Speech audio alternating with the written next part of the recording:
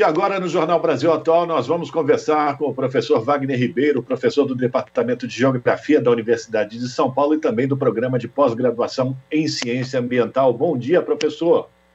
Bom dia, Rafael. Bom dia a quem nos acompanha. Bem-vindo mais uma vez. Nosso assunto hoje, professor, foi a decisão da Justiça Britânica que extinguiu a ação contra a empresa BHP Billiton, uma das principais acionistas, ou a principal acionista da Samarco, que é a responsável pela barragem de Fundão, em Minas Gerais, que no dia 5 de novembro de 2015 rompeu, causando o maior crime ambiental da história brasileira. Professor, 5 anos depois dessa irresponsabilidade, até agora a gente não consegue ter a reparação dos danos, das vidas das pessoas que foram perdidas, 19 pessoas, mas também a destruição de toda uma bacia hidrográfica ao longo do Rio Doce, chegando até o oceano, né, professor? Sem dúvida, Rafael. Quando nós vamos analisar o impacto nessa faixa da bacia, chegamos a 200 mil pessoas impactadas. É, de fato, como você disse bem, o maior acidente ambiental que nós tivemos na história do Brasil. E essa tentativa dos advogados, né, dos atingidos, de ir também ao Fórum Internacional, no caso, fazer uma apelação à Corte Inglesa, me pareceu importante, porque, na verdade, buscar na responsabilização dos acionistas majoritários, inclusive, né, ou pelo menos que têm participação importante nas ações que acabam, de algum modo, repercutindo em território brasileiro. Essa é uma questão polêmica em termos de direito internacional. O juiz de lá disse que haveria, nesse caso, né, estaria ocorrendo uma sobreposição, já que o processo está tramitando no Brasil, mas a tentativa foi importante porque, na verdade, se buscou acelerar uma decisão, né? Naquele momento, ou até o momento, melhor dizendo, nós tivemos aí muita morosidade da justiça brasileira, que não é por falta de trabalho e de atuação, por exemplo, de órgãos como o Ministério Público, né, que tem atuado de maneira muito contundente e muito importante, né, especialmente o de Minas Gerais, levando, né, a cada vez mais fatos, né, e consequências de todo esse desastre ambiental, dessa tragédia ambiental, desse crime ambiental que nós assistimos, infelizmente. Mas a adoção, no caso brasileiro, do modelo de criar uma entidade, né, a Fundação Renova, acabou criando um certo anteparo entre a empresa, a justiça e os próprios afetados. Isso, então, tem levado muita morosidade, né, especialmente em atender as demandas dos mais diretamente afetados, essas 200 mil pessoas que eu dizia há pouco. A tentativa, portanto, de levar essa discussão para o Fórum Internacional é relevante e, do meu ponto de vista, ainda cabe lá recorrer, né? Esse é um desafio, Rafael, que vem desde a década de 70, né, quando começou a se discutir, na verdade, como regular de alguma forma as ações de empresas transnacionais no mundo. Essa discussão estava no âmbito das Nações Unidas, depois foi deslocada para a órgão das Nações Unidas responsável pelo comércio, né, a UNCTAD, e ela, vez ou outra, né, ela acaba sendo lembrada, mas é um tema realmente polêmico, porque quando se trata de regular a ação do capital internacional, o liberalismo não é tão presente, né? Aí você começa a ver, então, que é um liberalismo conveniente para o ingresso do capital, não para os efeitos que o capital traz, né? Essa é uma questão muito séria. Eu estava vendo há pouco também entrevista envolvendo aí a questão do Amapá. Realmente, né, você tem novamente uma ação de uma transnacional em território brasileiro, né? A situação é bastante semelhante com o que ocorreu em Mariana, enfim. Então, nós estamos diante, na verdade, de uma ação consequente, né? Dessa maneira de operar do capital internacional no território brasileiro, seja no âmbito da mineração, seja no âmbito de privatização de serviços essenciais como energia, água, etc., né? Então, me parece que é também uma situação que nós devemos discutir junto à sociedade brasileira, a conveniência, né, de termos aí esse tipo de ação. E é evidente, nós precisamos de capital internacional, nós não temos capacidade de poupança, infelizmente, então é preciso a presença, mas como eles vão atuar aqui, essa é a questão central que nós temos que discutir cada vez mais, né? Os acidentes, entre aspas, né, ocorrem, as tragédias anunciadas ocorrem, se repetem muitas vezes, lamentavelmente, e eles continuam aí sem indenização, fazendo no território brasileiro aquilo que lhe é de interesse, né? E muitas vezes, inclusive, infringindo as próprias leis nacionais, né, que é preciso também realçar.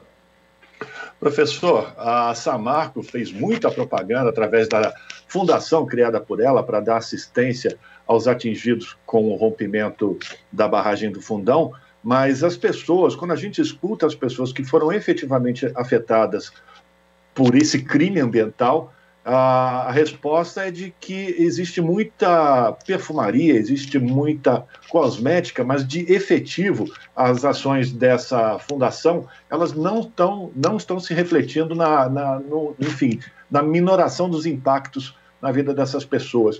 Também esse é um ponto importante. Até hoje, toda a bacia do Rio Doce, inclusive agora o oceano, né? A gente já tem informações desses resíduos de Fundão chegando até Abrolhos, no Oceano Atlântico. Como é que o senhor avalia a responsabilização desses impactos para o meio ambiente? Até agora, o senhor acredita que eles estão sendo, de alguma maneira, efetivamente minorados pelos responsáveis dessa barragem? Veja, Rafael, quando nós vamos analisar a qualidade da água, né, depois dessa tragédia ambiental, desse crime ambiental, ela continua ainda, né, com elementos de alto impacto. E o que é muito preocupante é que esses elementos eles acabaram assentando, estão aí no fundo, né, no fundo do rio, etc., especialmente do Rio Doce, e eventualmente, em caso de chuva intensa, isso pode novamente aflorar e chegar à superfície.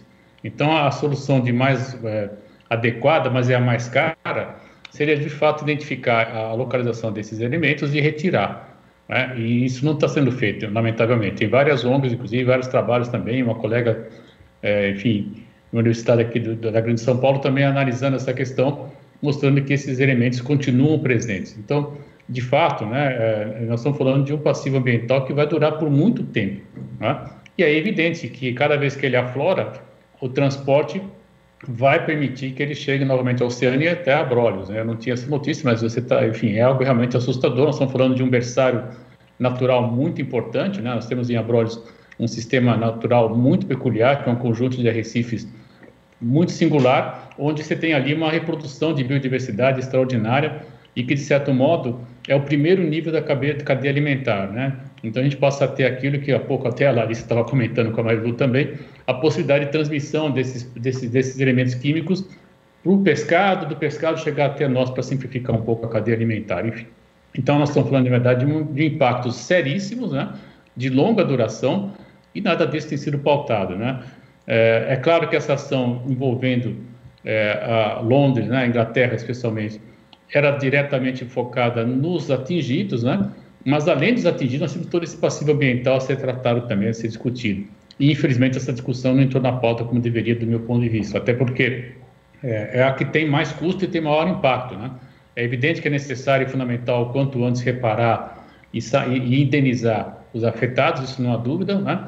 E o próximo passo, do meu ponto de vista, seria justamente fazer estudos ambientais para conseguir minorar esses problemas, né? Atenuar essas dificuldades que nós vamos ter que conviver por alguns anos ainda, infelizmente. Professor, depois desse crime ambiental, foram tomadas algumas medidas. O senhor acredita que o risco de novos crimes como esse que aconteceu lá em Fundão ainda podem se repetir? A manutenção, o controle dessas barragens ainda é um risco presente na vida de milhões de brasileiros? Infelizmente, ainda é um risco, Rafael. Nós tivemos, logo depois, enfim, alguns anos depois, o incidente também em Minas Gerais, né, envolvendo, enfim, novamente mineração. Temos aí a Política Nacional de Segurança de Barragens, que vem do governo Lula, mas nós assistimos, infelizmente, a partir do governo Temer, o desmonte de todo o aparato de fiscalização da Agência Nacional de Mineração e uma tentativa de flexibilização das regulações ambientais, especialmente do licenciamento ambiental, para a introdução de mineração, inclusive agora, segundo o governo atual, até em terras indígenas, né? Então, na verdade, nós estamos assistindo uma precarização da capacidade de fiscalização do Estado, que pode, infelizmente, levar a ações, novamente, né, a novos incidentes, novos acidentes, novos crimes ambientais, como nós já assistimos. Inclusive, em 2005, né, naquela ocasião, 2015, eu até dizia num evento, alguém perguntou, pode acontecer de novo? Sim, pode acontecer de novo. Quando ocorreu de novo, né, recuperar essa informação, e eu, infelizmente, tenho que dizer que agora, 5 anos depois, nós continuamos sujeitos, sim, a esse tipo de ação, porque, lamentavelmente, a maneira pela qual a regulação é feita, ela parte do princípio de que o empreendedor está dizendo a verdade, né? Ele diz assim, não, eu estou fazendo tudo certo, está tudo bacana, né? Infelizmente, não é isso que ocorre. E aí a gente tem que também ter clareza de que, infelizmente, o capital, quando ele está atuando, ele vai no limite da lei. Ele não vai em busca do bem comum, que seria o mais adequado e indicado, né? Eu, do ponto de vista, também mereceria ser regulado. Ou seja, as ações de mineração que são importantes para a economia brasileira deveriam ser revistas, mas não na perspectiva de flexibilizar ainda mais a presença do capital, mas de ter limites para a mineração, né, sem colocar em risco a população que vive no entorno e, ao mesmo tempo, responsabilização em caso de ocorrências como a que nós tivemos e outras que, infelizmente, certamente ocorrerão. Infelizmente. Quero agradecer a participação do professor Wagner Ribeiro, professor do Departamento de Geografia da Universidade de São Paulo e também do Programa de Pós-Graduação em Ciência Ambiental, fazendo uma avaliação aqui no Jornal Brasil Atual da decisão da Justiça Britânica que extinguiu a ação contra a empresa BHP Billiton, uma das acionistas da Samarco, responsável pela barragem de Fundão, que há 5 anos rompeu no estado de Minas Gerais, causando todo o desastre ambiental e também a perda de vidas ao longo dessa passagem desse mar de lama que desceu ao longo do seu trajeto. Professor, muito obrigado aqui pela participação. A gente torce para que isso não volte a se repetir, mas as informações são sempre muito preocupantes. Um forte abraço. Até a próxima, Rafael. Conversamos com o professor Wagner Ribeiro, aqui no Jornal Brasil Atual. Aqui você ouve as notícias que os outros não dão. Jornal Brasil Atual.